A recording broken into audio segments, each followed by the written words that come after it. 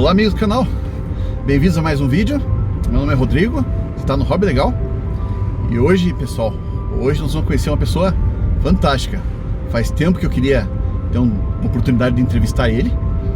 É um arqueólogo famoso, talvez um dos mais famosos da história do Paraná. Está aposentado aí, né? Igor Schmitz. Se tem alguém que a gente pode falar que é parecido com Indiana Jones, o Dr. Jones, é o Igor. É uma pessoa fantástica, já viveu muitas aventuras, descobriu relíquias arqueológicas, históricas incríveis, né? E tem muita história para contar. Hoje vamos perguntar para ele o que ele acha de detectorismo, o que ele acha de detectores de metais.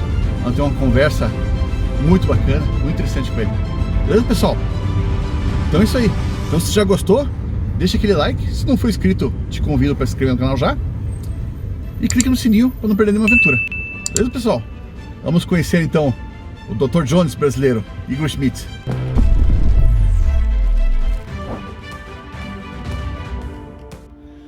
Então, senhor Igor, o senhor começou bem cedo na arqueologia, né? Eu ouvi falar, tem histórias que contaram para mim na Gazeta do Povo, né? Que o senhor era um piá e achou um artefato, levou para o Museu Paranaense, daí eles... Não, é que isso foi um pouco depois. Eu tinha aquele material, mas depois eu fui, depois daquela pesquisa com o Blasi, que nós ficamos um mês lá escavando nas ruínas, e um pouco antes eu havia passado uma temporada de férias em Apucarana. Lá vivia meu tio, e ele frequentemente ia para a beira de rio pescar. E eu acompanhei numa das pescarias no Rio Piquiri. Era selva. Naquela época. Isso foi em 1958, por aí. E nós acampamos em cima, aliás ao lado, das ruínas da primeira vila espanhola fundada no Paraná, 1556. Nossa, a primeira vila espanhola. Cidade Real del Guairá. Ah, não, o senhor acampou em cima da Cidade Real? Então, para mim, acabou a pescaria, né? Eu estava em cima das ruínas e lá eu conheci um poceiro, era um paraguaio. E nós nos tornamos amigos, ele me mostrava tudo, e eu acabei fazendo uma coletinha de material, e na volta eu depositei no Museu Paranaense o material que eu havia coletado, né? Daí surgiu então esse contato que eu havia mencionado. É que são tantos atalhos que fica difícil rapidamente descrever. Muito interessante, isso que eu tinha visto lá. Então ele disse, nós estamos programando uma pesquisa na Vila Rica do Espírito Santo, talvez você possa participar. Eu havia concluído o científico, não estava na universidade ainda. Então ele falou com o diretor do centro de pesquisas, que era o José Loureiro Fernandes, e o diretor disse, não, ele pode ir junto. Como voluntário, como ajudante? Eu fui com ele, nós fizemos aquela pesquisa, eu voltei, trabalhei com o material coletado no Museu Paranaense, aí o Loureiro me atraiu para a universidade, para ficar no centro de pesquisa, né? Eu acabei me matriculando num curso que existia na época na universidade, que era Geografia e História, quer dizer, a base para a arqueologia. Sim, são os dois, Geografia e História. E então eu frequentei o curso e trabalhava no laboratório lá do centro. E comecei a fazer as pesquisas, continuando aquelas que eu havia visto, tido contato no início, quando era criança ainda. E assim foi, eu acabei depois acompanhando várias pesquisas, porque o centro trazia arqueólogos de fora, do exterior, da França, da América do Norte, e eu participava das aulas mesmo convite, porque era de pós-graduação, eu ainda estava na graduação, né? Então eu fui beneficiado por isso. Nossa, muito bacana. E acabei fazendo depois, na minha carreira, né, acabei fazendo doutorado na USP. Em São Paulo, você teve para São Paulo, né? Porque é só lá que tem, né? Agora, hoje tem mais lugares, né? Na época, a arqueologia era pouco praticada no Brasil. Havia pouquíssimos arqueólogos, geralmente oriundos de outras áreas, da medicina, que acabavam trabalhando. O próprio Loureiro, ele fazia antropologia, mas era médico. Nossa, né? Isso aconteceu em vários estados. Uhum. E arqueólogos que se formaram mesmo em arqueologia eram raríssimos, Uhum. né? E geralmente isso era feito no exterior. Exterior ainda. Então o que o Loureiro fazia era trazer esses arqueólogos para que eles transmitissem para os alunos brasileiros esse conhecimento na Da arqueologia. Então foram vários cursos feitos pelo Centro de Pesquisas, e eu fui um dos beneficiados. E então eu passei, depois que eu concluí o curso, eu passei a lecionar na universidade, arqueologia e algumas disciplinas de antropologia, e lá eu permaneci. Depois fui o diretor do próprio centro, né? E fiquei na universidade até o meu jubilamento, com 70 anos, então eu entrei na expulsória da universidade, mas continuei colaborando no centro. E agora com essa pandemia a situação ficou muito difícil, não se pode frequentar laboratório, tem que ficar isolado, né? Eu trabalho mais em casa agora, com material, com as anotações, com isso tudo. Então é isso, rapidamente, essa minha carreira. Quer dizer, eu nunca me desvinculei da arqueologia e continuo ainda hoje desenvolvendo pesquisas, né? Bacana. E me diga uma coisa, qual que foi, nesse todo o seu trabalho com arqueologia, qual que foi o trabalho que foi mais gratificante para o senhor, que mais se realizou, que você acha que foi mais... Isso é difícil dizer, porque para um arqueólogo todo trabalho é importante, né? Todos eles te respondem a alguma coisa, porque o arqueólogo tem muita curiosidade em saber o que houve, como é que foi, quando foi, e assim por diante. Então, eu me envolvi de 1964, eu fui atender uma ocorrência porque o centro recebe muitas informações do interior, né? Pessoas que acham, comunicam, e eu fui fazer um atendimento na beira do rio Itararé,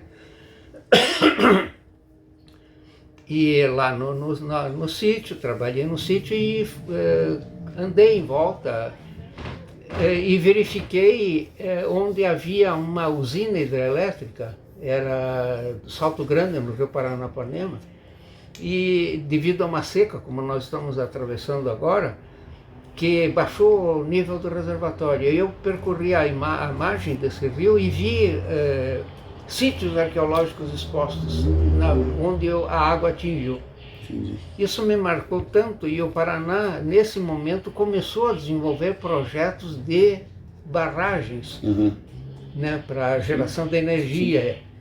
E eu achei que eu não devia mais, não poderia mais me dedicar a algumas pesquisas isoladas que eu gostava, mas tinha que atender essas ocorrências. Então, trabalhar na área que ia ser alagada antes de perder. Então é o que se chama salvamento. Salvamento, entendi. E dali em diante eu não conseguia mais fazer trabalhos pontuais. Que o arqueólogo tem curiosidade, por exemplo, as pinturas rupestres aqui da escarpa devoniana, né? Eu fiz trabalho ali, eu tenho 3 datações que dão a ideia da idade daquelas pinturas. E então era constantemente, eu tinha as atividades de direção do centro, de administração, de aula e a pesquisa. Eu aproveitava as férias para fazer pesquisas, longas pesquisas, porque na época você tinha que se deslocar, levar no acampamento. Não havia hotel, pensão para você parar perto da pesquisa. Sim. Hoje os recursos barraca mesmo, tudo acampado. Eu saía de Curitiba, não sabia quando é que eu ia chegar no local, porque as estradas eram péssimas e, né? É uma aventura mesmo, né? É uma aventura. Então, mas eu desenvolvi alguns trabalhos que foram marcantes. Por exemplo, atendendo uma ocorrência, eu fui para Campina da Lagoa, que fica no Vale do Piquiri, perto do Biratã, Campina da Lagoa, Corbélia, e ali verifiquei os sítios e acabei tomando conhecimento de um vestígio de um caminho, que é o Piabiru. Eu cheguei a escrever sobre isso e depois, mais tarde, na década de 90, eu trabalhei em Minas Gerais porque eu comecei a fazer trabalho de salvamento em outros estados também. Nós desenvolvemos uma metodologia e éramos requisitados para isso. Em Minas Gerais, no oeste de Minas Gerais, no Triângulo Mineiro, eu vi lá caminho semelhante a esse que eu tinha visto no Paraná. E então seria o Piabiru de Minas Gerais. Né? E esse trabalho, essa publicação, dei algumas entrevistas também que foram publicadas, despertaram muita atenção das pessoas, né? Não só de arqueólogos, mas pessoas em comum, e que me escrevem perguntando, Esse foi um trabalho interessante que eu desenvolvi. Outro foi das pinturas que eu consegui datar. Então, são vários trabalhos assim que eu gostaria de ter continuado. Mas eu sempre estava preso. Imagine fazer um salvamento na área de Itaipu. Nossa Senhora. Eu trabalhei 8 anos no Vale do Rio Paraná. 8 anos. Eram 100 dias por ano no campo, né, aproveitando as férias e os intervalos. Para poder fazer salvamento. Pois é, sempre no salvamento. E é um trabalho muito difícil, porque você tem que estar se locomovendo, pesquisando aquela área, liberando e continuando. Áreas grandes. Então era muito difícil. E acabei acumulando um material vastíssimo que eu não tive tempo de analisar, de estudar, que está depositado. Está lá para alguém estudar mais tarde. Hoje alunos estão trabalhando com esse material, produzindo dissertações, teses, muito bom. Tudo isso, né? Nossa, Joé, deixa eu dar uma paradinha aqui. E o senhor me comentou uma história sobre a relação, né, do trabalho do senhor, como arqueólogo, com caçadores de tesouros, né? Acho que foi um evento que o senhor comentou, né? Qual que é a relação, aquela história que o senhor contou acho que dos diamantes, né? Que os caçadores de tesouros. Qual que é a sua experiência, né? Em campo, né? Com contato com esses pessoal? Não foram muitas, mas eu verifiquei no meu trabalho muito dano causado por eles. Nem sei quem foi. Quer dizer, um local onde se procurava diamante, por exemplo, que é ali a Escarpa Devoniana, a região onde estão os abrigos com as pinturas, eu vi muito dano, não sei se causado por eles, né, nas pinturas, riscos, quebra. E em Cidade Real, Vila Rica, Santo Inácio, que é uma redução onde eu trabalhei, também um trabalho muito extenso, sinais de pessoas que estavam procurando ouro. Então, os botijos, os tesouros, junto a uma pintura rupestre, uma gravação rupestre, para alguns aquilo era uma sinalização de tesouro enterrado. Então eles cavocavam o chão, faziam buracos imensos, revolvendo tudo, quer dizer, destruindo o sítio arqueológico. Sendo que não tinha nada a ver, porque uma coisa é pintura rupestre, outra coisa como eles não têm um conhecimento, eles acabam fazendo isso. Então, numa ocasião, eu conheci uma pessoa que era um caçador de tesouro. E ele usava detetor de metais. E quando ele veio conversar comigo, ele me disse que havia encontrado numa dessas atividades dele um abrigo com pinturas. Então eu fui lá verificar as pinturas. E acabei vendo um outro local perto, uns 10 quilômetros perto, também na Escarpa Devoniana, onde eles estavam escavando. Esse caçador estava escavando? Estavam escavando porque achavam que ali havia um tesouro. E ali eles danificaram a parte de cima do sítio. Mas outras camadas estavam bem profundas, mais de 3 metros de profundidade. Então, expliquei para eles pararam de fazer isso. Daí, com o conhecimento que o senhor falou, que não tem nenhuma relação. Então, o fato é que a nossa arqueologia, ela passa a ter metais quando o europeu entra na Europa. Sim.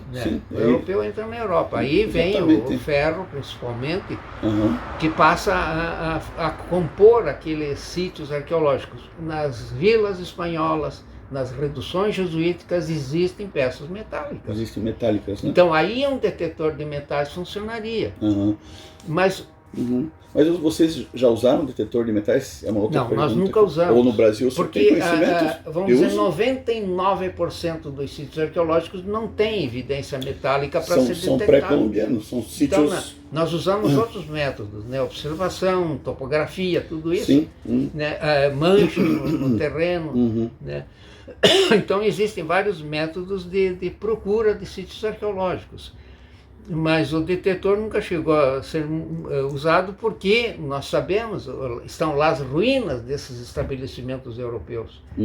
Estão lá, nós sabemos, é só escavar, vai se encontrar. Então eu tenho muitos objetos metálicos de todos esses lugares onde eu trabalhei, de espanhóis ou portugueses, e tem facas, anzóis, até alfinete, coisas incríveis, né, de metal. Vocês chegam a ver moedas também? Não? Moedas tem, não é moeda. Por exemplo, na redução tem medalhas. Medalhas, que são próprias de uso da religião. Então tem de bronze, eles usavam muito... poxa, como é aquele metal? Prata, que é cobre? Não, cobre tem também, mas tem uma outra liga, estanho, né, de estanho. Então isso tudo nós encontramos nas escavações, crucifixos, né? Mas o que se encontra mesmo, dependendo do momento da história, artefatos de pedra e outros de pedra mais cerâmica, que já eram outros grupos que tinham conhecimento da produção de recipientes de cerâmica. Então nós nunca usamos. Hoje os arqueólogos estão usando muito detetores, por exemplo, quando houve até um momento em que eu estava pensando em retomar o assunto do Piabiru, caminho do Piabiru, entrei em contato com o INPE e eles tinham radar de penetração. Eu achava que isso poderia, uma vez coberta a área, que a gente imagina que fosse o trajeto do Piabiru, se detectaria, por exemplo, anomalia no solo. Porque um caminho, se ele é transitado constantemente, ele vai compactando o terreno. Fica diferente dos lados. O lado é mais fofo, mais solto. Então isso é detectado pelo radar de penetração. Em vários lugares do mundo esse método era usado. Nós temos imagens, por exemplo, que aparecem vários caminhos convergindo para um ponto. Então arqueólogos depois disso foram lá verificar, eles encontraram onde há essa união de caminhos, vestígios de um povoado. Quer dizer, caminhos que saíam e que entravam naquele povoado. Esse povoado não era visível, porque estava tudo para baixo. Então, com a evolução, mas não deu certo porque eles não tinham mapeamento aqui. Né? Eles tinham mais mapeamento na Amazônia. Agora, recentemente, existe um método chamado LIDAR, escreve-se LIDAR, né? E que ele é acoplado num drone e ele faz a varredura e vai penetrando, inclusive, em ambiente florestado. Da Amazônia, por exemplo, ele penetra no solo e revela estruturas, especialmente se forem aquelas das altas culturas, como incas, maias, astecas. Então ele revela no meio da mata aquelas estruturas que o arqueólogo pode verificar depois. Depois lá e vai lá, não faz a pesquisa. Que está com as coordenadas exatas. Não, é impressionante. Então é uma metodologia. Essa técnica está revelando centenas de sítios arqueológicos que levariam décadas para serem detectadas. Sim, eu vi uma revista, uma reportagem algumas florestas ali da América Central, ali, que fizeram várias montanhas, embaixo de montanhas são, na verdade, são pirâmides, e várias, e você não consegue dizer não, porque é tudo floresta fechada. É impressionante. Dizer, o Google Earth também pode revelar alguma coisa, né? Esse mapeamento do Google, que tem. Às vezes ele consegue. Mas tem o impedimento da vegetação. Sim, da capa. Você pode detectar, né? alguma anomalia no solo se é campo, por exemplo. Né? Você pode ver pelo Google. É verdade. Tem que se percorrer toda a área. E isso significa atravessar propriedades. Né? Então no início não havia muito problema. Ao se encontrar uma pessoa, conversava-se com a pessoa, às vezes elas prestavam informação, né? Ou servia para que nós explicássemos a natureza do trabalho. Então tudo transcorria normalmente. Às vezes uma propriedade muito grande, você caminhava o dia inteiro, chegava no dia seguinte, continuava e estava na mesma propriedade ainda. E de uns tempos para cá, a situação começou a se complicar devido a invasões de terra. Né? Então os proprietários ficavam alertas e às vezes até com arma na mão. Eu tive alguns problemas aí de amansar a pessoa para não levar o tiro, até de índios. Eu fui índio armado num dos trabalhos de salvamento no Rio Iguaçu. E outra coisa a crença que eles próprios têm de que na propriedade deles tem tesouro enterrado. Então a presença de pessoas estranhas lá, carregando uma bússola para eles, isso era coisa desconhecida. Então nós estávamos ali procurando aquele tesouro que ele sabia que existia, mas não sabia onde estava. Então veja como fica complicada a coisa. Complicado, né? Então esse era um fator que dificultava bastante os trabalhos e era perigoso. Sim. Perigoso, porque a pessoa podia atirar antes e perguntar depois. Né? Sim. E eu sempre estava com uma equipe, com alunos da universidade, tudo isso, quer dizer, uma responsabilidade tremenda. Nós trabalhávamos muito, porque os acessos por estrada eram poucos, nós trabalhávamos muito pelo rio. Então o rio ele oferece certos perigos na navegação. Né? Então a gente sempre enfrentava alguns problemas. Né? Eu vi que você colocou ali de animais, de caranguejeira. Eu tive um episódio interessante. E nós estávamos escavando justamente na época de Itaipu, escavando um sítio que começou a revelar na escavação peças metálicas. Mas também achamos uma urna com um enterro dentro, uma urna de cerâmica com enterro, e estávamos escavando, e bem ao lado, uma árvore frondosa, cheia de folhas no chão, e eu estava escavando, e eu vi que veio do meio das folhas uma caranguejeira, mas era o tamanho da minha mão.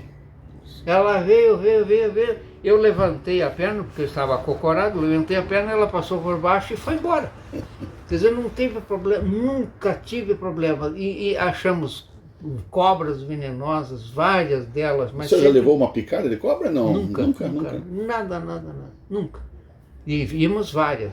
Mas o senhor vai protegido, né? Com caneleira? Não, às vezes não, porque eu sempre usei bota claro. De cano alto, então eu não usei perneira. Então nunca tive problema. Eu tive problema de navegação na Baía de Guaratuba, por exemplo, de Antonina.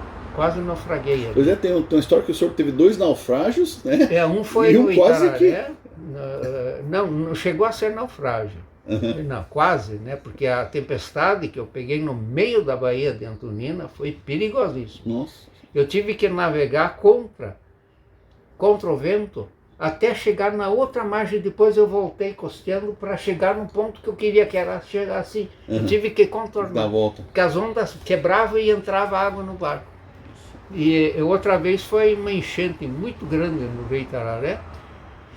E o rio ficou violento, é um rio que recebe muita água do alto, né, da serra, do Paranapiacaba, e fica violento. E eu, acostumado com uma velocidade da água, me descuidei um pouco e acabei entrando embaixo de uma balsa, num atracadouro. Sabe aquela rampa que os carros entram? Eu acabei embaixo, mas eu levantei o braço e me afundei um pouco e consegui sair do outro lado.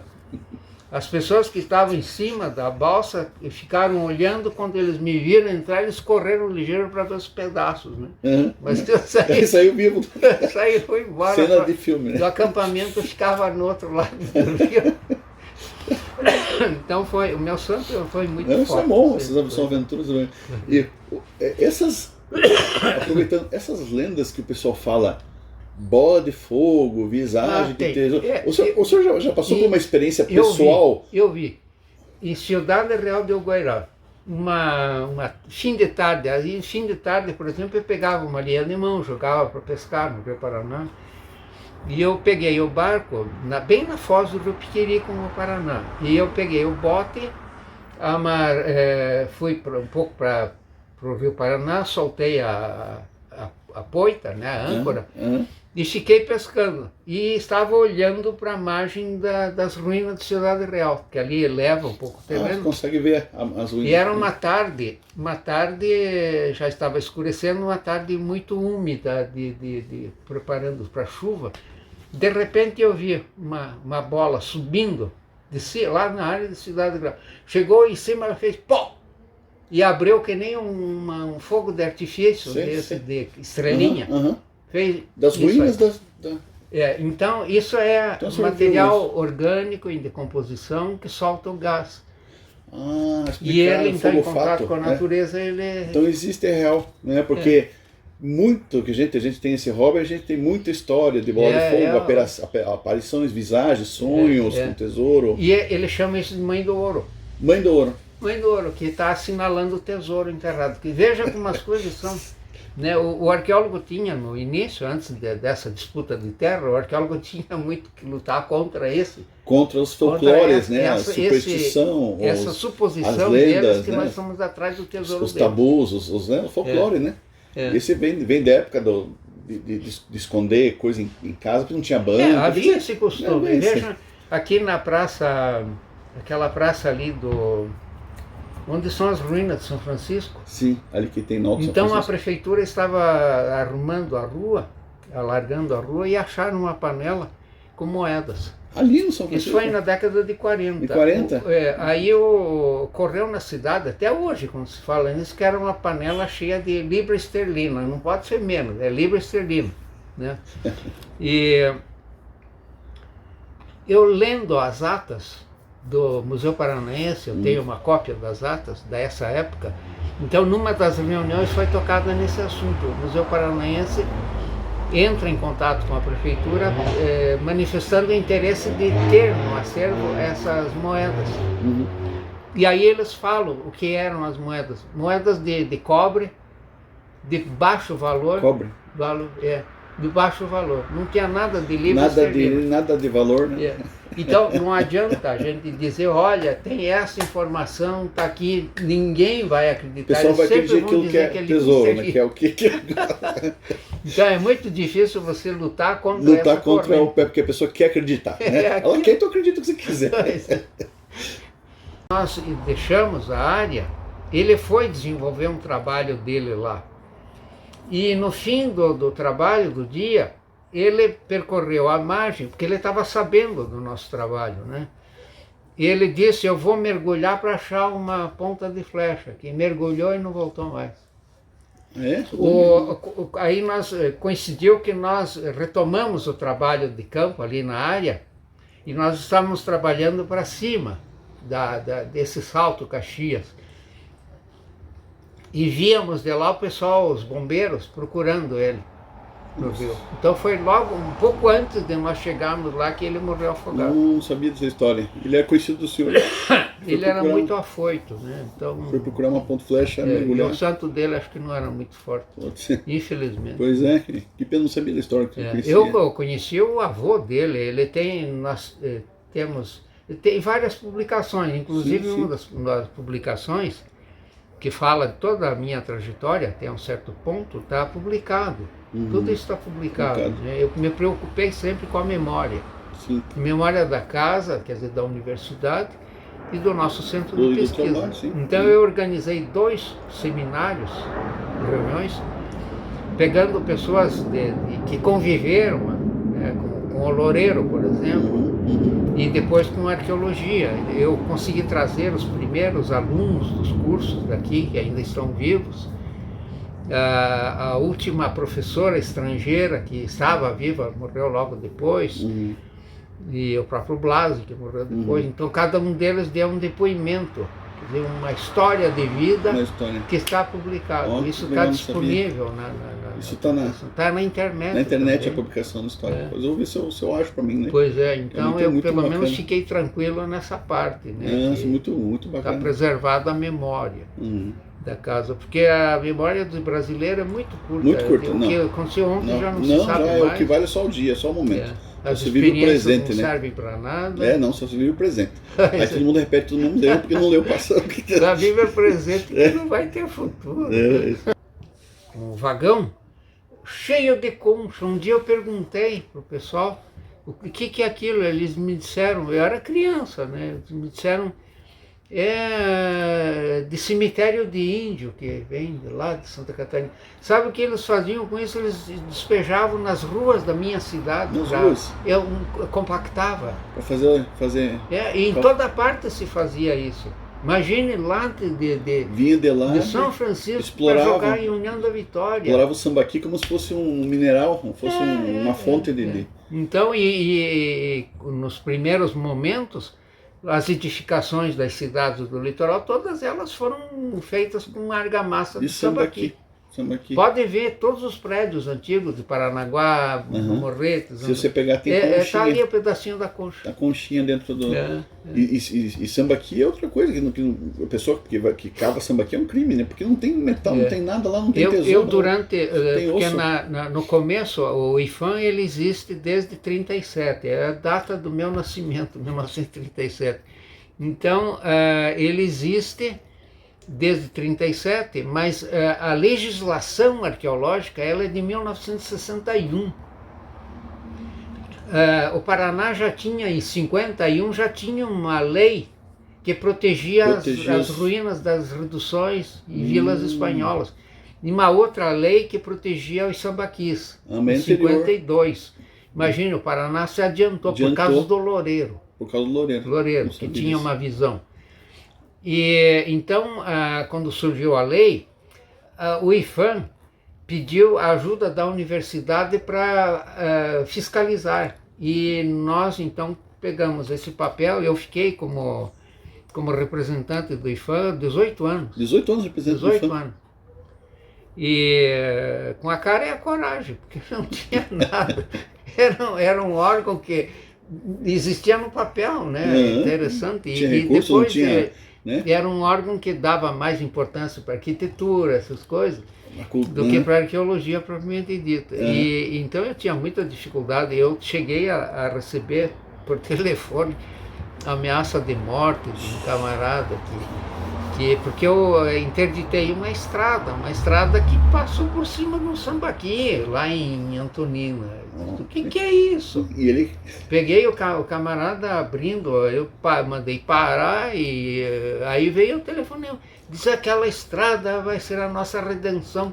Mas por que não desvia? Pô? Tem que passar em cima do sambaqui. Que veja que barbaridade, né? Então, mas eu disse, não apareça mais lá, porque você não volta desse jeito. É como o pessoal do Ibama, lá na Amazônia, hoje, que está enfrentando pistoleiro. Sim, né? que lá tem ouro, né? Lá é ouro, abundância, né? Pois é. Sim, então, quem lida com o ambiente sempre tem prejuízo, né? Com esse tipo de expondo a vida. Sim. Enfim, esse foi um período que me desgastou muito, especialmente o litoral. Especialmente o litoral, por causa de sambaqui. Eu peguei um caminhão da Secretaria da Agricultura do Paraná cheio de sambaqui. O que é isso? Ele disse, não, é para pesquisa. Aí ele me mostrou o documento. E era para pesquisa de ração de a galinha. Ele dizia que eles estavam triturando a concha para compor ração. Para eles comer. Mas a pesquisa que a lei fala não é essa aí. A pesquisa é de antropologia, de arqueologia. Sim, claro. E sambaqui tem é muito interessante porque teve estudo de um francês, né? Tem um pai de um amigo meu que estudou na Federal, que veio um francês, chamaram um francês, acho que na BR-277, para ter um sambaqui, veio um francês fazer um estudo, ele fez um livro, e o pai do amigo meu foi chamado na faculdade para ajudar ele. Acamparam, ele se perdeu, ficou com fome, teve que quase comer aquelas como é que é, a mandioca braba, quase comeu, ficou assim, porque ele ajudou os franceses a fazer pesquisa. Daí saiu o livro na França, sambaqui e tal, né? E daí eles liberaram e passaram a estrada por cima. Também tem a história do pai de um colega meu que conta, né? E o sambaqui tem uma interessante porque é uma cultura muito antiga, né? Se eu digo muito antes dos Tupi-Guarani e tudo. Pelo menos 7 mil anos. 7 mil anos, então é quase no final da. Mas aqui no Paraná eu tenho de 11 mil anos. 11 mil. E daí dizem, não sei se é verdade, né? O que eu vi que dizem que é no final da era glacial. E que a relação deles com o mar era diferente da relação que a gente tem hoje. A comida, se eles comiam ou não as conchas, se eles Não, o Pleistoceno é o fim do Pleistoceno é o fim do período frio. Aí entra o Holoceno, que é esse período agora que é o quente, né? O quente. Então, esse sítio ele está na transição entre um e outro, esse que dá 11 mil anos. Porque eles têm uma variação conforme a parte do mundo, né? O fim do período frio. Então, aqui está entre 11 e 12 mil 12 anos. aqui para nós. Antes pensava-se que era 10 mil anos, mas é um pouco mais. E com as datações que estão sendo feitas, agora a gente já tem mais certeza disso, né? Então, de fato, houve uma transformação, né? Elevação do nível do mar, tudo isso. E as florestas começam a predominar. Mas é que depende do grupo que ocupou o litoral. Eu tenho no litoral sítio muito antigo que não usava fruto do mar. Eles caçavam. Só caçavam na terra. Né? Então é diferente do sambaqui. Do mesmo jeito que aqui. Quer dizer, o mesmo grupo que estava aqui estava lá no litoral também. Entendi. E dizem que o sambaqui, não sei se é verdade, ele desenvolveu muito o peitoral, o ombro, para mergulhar. Isso é algumas pesquisas que eu vi, né? Então, isso que eu achei interessante, a relação deles com o mar no final de uma era, né? O esqueleto revela muito a alimentação, muito revela um monte, a profissão, tudo isso, né? E inclusive como era o ambiente dele, se era violento ou não era violento. É verdade. Então esses eram flechados na época, porque se afastavam do grupo, os índios flechavam, porque afinal a gente estava penetrando no território deles, estava invadindo o território deles. Eles estavam defendendo o território deles. Para fazer a estrada de ferro. Quer dizer, sempre é um conflito, não existia um trabalho de preparação, de conscientização. E esses jagunços que invadiram lá a estação Não, esses eram os índios. O caso dos índios. O caso dos índios. Tinha, porque na área do contestado tinha os índios Choclen, que é tipo Caingangue, que nós temos no Paraná. Isso eu não sabia. Tiveram flechado. Minha avó quase foi capturada por eles, pelos índios. Ela era criancinha. Nossa Senhora. Eles estavam em volta, arrodeando a propriedade lá, a chácara onde eles viviam. Então, mas quem tacou fogo na estação foram os contestados, jagunços. São conflitos que estavam acontecendo fogo, na época. O seu avô conseguiu fugir. E daí pegou fogo e explodiu a estação. Na mesma época, eles estavam trabalhando na estrada de ferro, que estava sendo influenciada pelo contestado, e que era o habitat dos índios. Tudo junto. De tudo isso, o balaio. A União da Vitória quase foi abandonada, a cidade. O pessoal fugia, todo o trem que saía de lá carregava gente até no teto. Né, estavam fugindo. Porque diziam, eles estão chegando aqui. Quer dizer, um pavor tremendo. Né? Por causa de uma exploração de madeira que deixou eles sem casa. Que invadiu a terra deles, deixaram eles tudo perdido. Né? Era um poceiro e um fanatismo, e claro, foram expulsos da terra deles. Né? Quer dizer, esse é o poder da ganância, do dinheiro que causou. Quer dizer, a miséria levou essa revolta. Sim. Essa revolta. Não, isso é um absurdo, uma coisa que não. Caçador tem o Museu do Contestado. Caçador? Santa Catarina. Foi um conflito bem.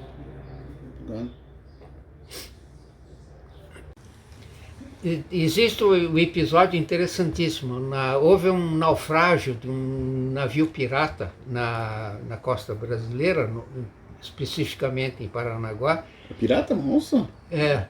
Isso no século XVIII, na segunda metade do século XVIII. Então esse barco pirata vinha perseguindo um navio espanhol carregado com prata. E o navio espanhol pesado, diferente, né, estava perdendo distância e resolveu se refugiar na Baía de Paranaguá, esperando que os piratas não entrassem, porque afinal havia povoado em Paranaguá, né? Eles tinham uma possibilidade de defesa, de ajuda, com a fortaleza da Ilha do Mel. Tudo. Então,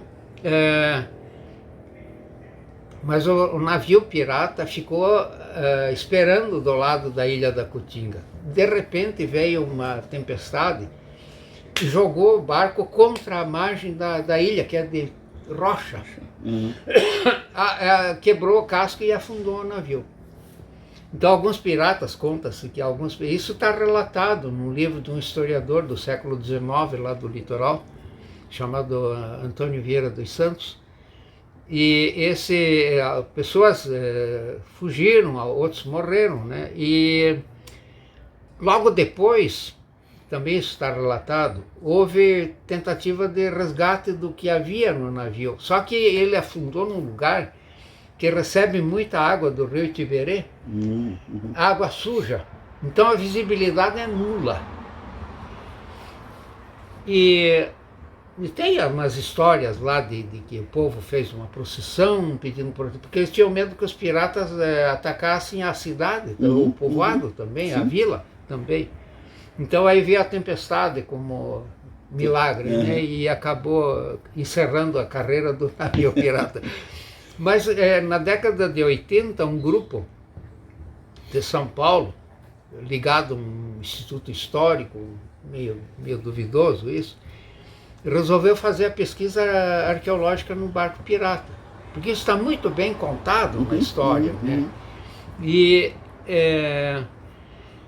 contaram com a ajuda do porto, né, com draga, com mergulhador, com tudo isso. Na época o governador era aquele, poxa vida, Ney Braga, que também ajudou. Chegou a sair um selo de correio em homenagem à primeira pesquisa de arqueologia aquática submarina do Brasil. Foi essa a primeira pesquisa? Eu tenho o selo guardado. Mas o problema que eles estavam era procurando tesouro. Na universidade eu recebi a visita de um dos responsáveis por isso. Ele me mostrou a moeda que ele achou de ouro. E uma delas, né? E eles arrancavam partes do navio assim com cabo de aço, canhões, eles espalharam por todo lugar. Eu disse, mas isso é predatório. E aí eu escrevi pro coordenador lá do IFAM, o diretor do IFAM, disse, olha, vamos proibir esse negócio, não pode. Se o Brasil não tem condições agora de fazer uma pesquisa arqueológica decente ali, deixe por mais algum tempo, então até ter condições de fazer. Aí parou a coisa, eles iam continuar. Mas então tiraram canhões, hoje ninguém sabe onde ficar o canhão? Tem canhão lá em vários lugares de Paranaguá, tem lá uma sociedade náutica, tem lá o espalharam os canhões. Pintaram de verde. Pintaram de verde o canhão, a gente não sabe o pinhão, qual que foi. E depois eu visitei o local, também para verificar, porque eles estavam escavando um local na Ilha da Cutinga, que diziam que era construído, mas isso estava a 20 metros de profundidade. Nossa Senhora. Eram falhas na rocha. Né? Eu fui lá ver o que era aquilo. Aí eu percorri a margem, daí eu encontrei pedaços do navio, de tudo que era jeito jogado no chão. Quer dizer, eles estavam arrancando tudo, né? Porque tinham que tatear, eles não enxergavam. Arrancaram tudo. Então ficou parada essa história, né? Então é difícil você segurar isso. E esses que estavam cavando lá era procurando tesouro ligado ou a jesuíta ou a pirata. Né? Não, é verdade. Coisa. E Porque o nosso ciclo de ouro aqui do litoral e do Planalto aqui curitibano foi muito curto. Muito curto. Deu bastante ouro. Deu bastante ouro, mas era aquele ouro de lavagem, que está na margem do rio. Ouro de beta, que é de tirar da rocha. Esse é um trabalho diferente que exige capital, investimento para tirar, né? Tonelada de rocha para dar um punhadinho de ouro, né? Então, o pessoal catava na margem do rio, no leito dos córregos, em quantidade de ouro. A gente vê nos relatos aí a quantidade. Vinha gente de Minas Gerais, que depois se tornou o centro de ouro, né, de procura de ouro, Brasil. Vinha de lá para cá. Começou aqui no Foi. São Tinha Paulo, casa litoral. de fundição de ouro em Paranaguá. Casa de fundição. A casa da moeda. Foi. A primeira casa foi acho que em Iguape, né? Ali no Mar do Sul. Depois a Paranaguá, acho que foi a segunda casa de fundição. Depois da de Iguape, né? Iguape, Paranaguá. Casa de fundição de ouro. Para pagar o quinto, né? E o pessoal desviava, não quero pagar, então como é que você vai exportar? O quinto dos infernos. O quinto dos infernos. Daí veio o ditado. Então o pessoal sonegava muito, como continua fazendo hoje, né, no ouro da Amazônia. Naquela época, né? Não passava, eles transformavam em barrinha, colocavam o seu, você podia vender. Enquanto não passasse pelas casas de fundição, não pagava o quinto, você não podia vender, né? Aí diz a história, tem uma história que um amigo contou, que é um lugar que a gente está atrás, que é a Vila do Arraial, né, no caminho do Arraial, estado do Anhã, né, que vira o caminho do Arraial. Depois da BR tinha um lugar chamado Pilão de Pedra. É um lugar que é um Pilão de Pedra. E tem fotos antigas. E furado por causa dos caçadores do tesouro. E eu já faz uns 2 anos que eu estou atrás desse local, né, não tem mais, eu fiquei sabendo recentemente que destruíram, levaram para Paranaguá, quebraram, né, um dos fazendeiros, e era um lugar ali que era uma parada da estrada do Arraial, tinha a Vila do Arraial Grande, só parava, descansava as mulas, né, tudo. E tudo isso sumiu, a gente não sabe daqui essa vila, não sabe daqui, e o Rio Arraial é um rio de ouro, tinha garimpo ali no Rio Arraial, né, o Arraial Grande. E sumiu, desapareceu, a gente não sabe onde que está a vila, né, essa pedra... Arraial Queimado, se fala. É Arraial Grande. Tem a região do Arraial Queimado. Foram vários arraiais que ficavam em torno aqui, eles se movimentavam muito, alguns duraram mais, então começou a dar origem a uma vila. Se o Arraial Queimado não tivesse queimado, Curitiba seria lá, Bocaiúva do Sul. É o Arraial Queimado, era o maior que tinha. Era o maior que tinha, o Arraial Queimado. Tinha um arraial aqui da Vilinha, isso, que não é a origem de Curitiba. Não é ali no Rio da Tuba? Não, vários. A origem de Curitiba é a Praça Tiradentes. Lá nós fizemos a pesquisa ali da praça, está lá exposto o que nós achamos. Por baixo ali. Pois é. Aquilo é a primeira urbanização da praça. Nossa, a primeira. Século XIX. Aquele que está exposto hoje, a primeira do século XIX. Porque antes era um campo, nada, não tinha nada. O pessoal cruzava, tinha criação de gado, de porco em cima da praça. Então eles fizeram aquele arranjo quase no final do Império. Que logo depois foi proclamada a República. Né? E aí cobriram tudo aquilo. Para esconder uma coisa que foi feita no Império. Aliás, todo mundo quer esquecer o passado. Esse negócio começou na República, né? Expulso o rei, vamos esquecer o passado, vamos ser que nem os americanos, né? Como é que é o positivismo, né? Tudo positivo, esquecer a origem da Europa, né? Aí estamos nessa M que nós estamos até hoje, não sabemos nosso passado, que é bonito, mas nós desprezamos, né? Não, é que envolve coisas boas feitas naquele período. Aí é que tá. E isso aí me lembrou muito quando eu escavei ali e percebi isso. Quando eu era criança, na minha cidade, então eu lembro que houve eleições para prefeito.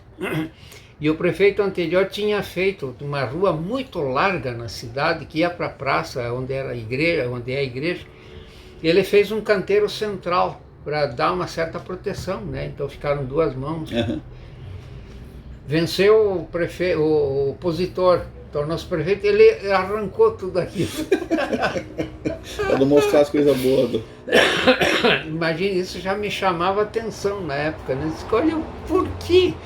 Por que ele não investe em uma outra coisa e deixa aquela que está servindo? A própria guerra do contestado foi um absurdo, né? Foi passar ceder a terra para a linha férrea e expulsar, e daí as próprias companhias contratavam os capanga, que era fazia a lei por si mesmo, e... Não, esse camarada, esse Farquhar, que é o tio Patinhas da época, né? Ele estava envolvido naquela rodovia da morte lá da Amazônia. Eles falavam que cada dormente daquele da Estrada de Ferro correspondia a uma pessoa morta. Uma pessoa que morreu. É como o Canal do Panamá. Morreu gente ali, barbaridade, Himalaia e tudo. São coisas, né? O pessoal chega, investe dinheiro, chupa tudo que tem de bom e dá no pé. Não quer saber. Deixa a ruína para trás. O que os garimpeiros estão fazendo na Amazônia, envenenando a Amazônia, matando os indígenas de envenenado com mercúrio. Mercúrio, com os peixes do cheiro de mercúrio. Você come o vive do peixe, come o peixe, tudo. O mercúrio entra no corpo e não sai mais. E o nosso ministro do meio ambiente dançando lá para sufocar o Ibama, proteger os madeireiros, garimpeiros. E eles estavam organizando uma caravana de índios, porque existem muitas pessoas que têm uma visão romântica da arqueologia, né? Jovens, eles se baseiam no Indiana Jones. Indiana Jones e outros. Então a arqueologia é um pouco disso, mas não de isso. Aventura, né? De vez em quando se parece com aquilo, mas é um trabalho que exige muita dedicação, é um trabalho prolongado, os resultados não são imediatos, né? Porque mesmo, por exemplo, eu citei a técnica do LiDAR, que você está detectando agora estruturas, cidades em tudo que é lugar, mas isso é um tipo de constatação. Trabalhar naquilo é outra história. Coisa, né? São décadas, quer dizer, existe um local que gerações de arqueólogos vão trabalhar ali para entender o que aconteceu ali. Quer dizer, não é imediato. Não é imediato. Então o trabalho de arqueologia é isso aí. E ele se baseia em fatos, ele só fala daquilo que está vendo. Né? Comprovado, né? Nada comprovado. E não se deixa levar por fantasia. Ele até pode pensar de alguma maneira, mas que isso não interfira na evidência. Na evidência, né? Os que procuram, que têm como hobby o detectorismo, eles procuram não danificar as coisas, né? Porque o que eles vão constatar são coisas recentes, principalmente o pessoal que perdeu uma moeda na praça, perdeu uma moeda na praia, um brinco, qualquer coisa assim. De ouro. Mas porque ligado a sítio arqueológico, nós não vamos ter muita relação com metal, né? E então evite fazer buracos, que isso vai danificar de tal maneira como queimar página de um livro. Cada vez que se destrói um local desse, né? Porque tira do contexto, fica tudo revolvido. Perde a história, né? Perde a história. Completamente a história. Tem que respeitar, sabe, que seguir as leis, não danificar, não invadir sítio e isso aí não tem mais volta. Né? É isso aí. Beleza.